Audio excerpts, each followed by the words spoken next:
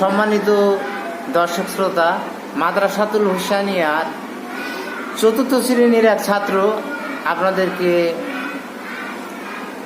কিছু উপহার দিতে যাচ্ছে। তো তোমার নাম কি? মোহাম্মদ সাকিবুল হাসান নীরব। তুমি কি উপহার দিবা? আমি কেরাত উপহার দিব। কেরাত? ওকে।